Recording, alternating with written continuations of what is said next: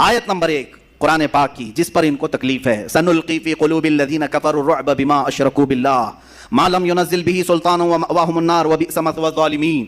اللہ فرماتا ہے، کنز ایمان کا ترجمہ میں ہر جگہ کرتا رہوں گا، توجہ، کوئی دم جاتا ہے کہ ہم کافروں کے دلوں میں رعب ڈالیں گے، کافروں کے دلوں میں رعب ڈالیں گے کہ انہوں نے اللہ کا شریک ٹھہرایا جس پر اس نے کوئی سمجھ نہ اتاری، اور ان کا ٹھکانہ دوزخ ہے، اور کیا برا ٹھکانہ نا انصافوں کا۔ اس آیت میں تکلیف کس بات کی ہے ان کو؟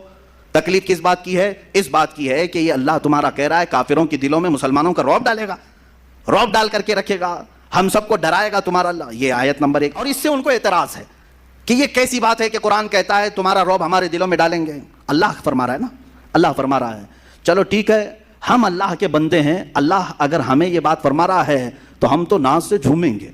اللہ جب یہ فرما رہا ہے کہ ہم تمہاری مدد کر رہے ہیں اور تمہارا رعب کافروں کے دلوں میں ڈالیں گے، ذرا آؤ اب جواب کے طور پر، میں اس کا دفاع اپنے الفاظ میں نہیں کرنا چاہتا، ہم بھگوت گیتا کو ہی اٹھا لیتے ہیں۔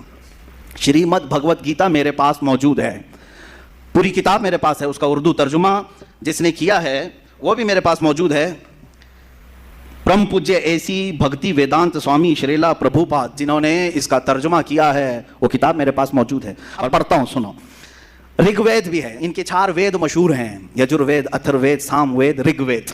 یہ رگ وید جو ان 4 ویدوں میں سے ایک مشہور وید ہے، اس کی میں پورے ریفرنس کے ساتھ لے آیا ہوں، منڈل 1 سکھ 66 ورس نمبر 4، ان کی آیت نمبر جو 4 ہوتی ہے، اگنی کے بارے میں، آگ کے بارے میں کہہ رہے ہیں۔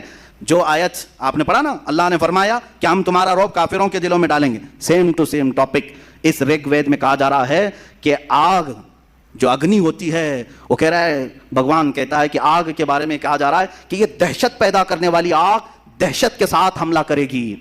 دہشت کا لفظ تو ہمارے پورے قرآن میں کہیں نہیں ہے، ٹیررسٹ کا لفظ پورے قرآن میں کہیں نہیں ہے، لیکن جنہوں نے رگ وید کا ترجمہ کیا ہے انہوں نے دہشت کا لفظ استعمال کیا ہے۔ دہشت گردی قرآن میں نہیں آئی۔ اب یہ اگر بتائیں گے تو کچھ لوگوں کو برا لگے گا، اور برا لگے تم چپ ہو جاؤ، ہم بھی چپ ہو جاتے ہیں، ضرورت نہیں چھیڑ خانی کرنے کی۔ قرآن پر تم نے انگلیاں اٹھائی تو ہم بتاتے ہیں دہشت کا لفظ کہاں کہاں آیا ہے۔ قرآن نے کہا ہم تمہارا رعب ان کے دلوں میں ڈالیں گے، اور تم کہہ رہے ہو تمہاری کتاب میں ہے دہشت والی آگ سے ہم سب کو جلائیں گے۔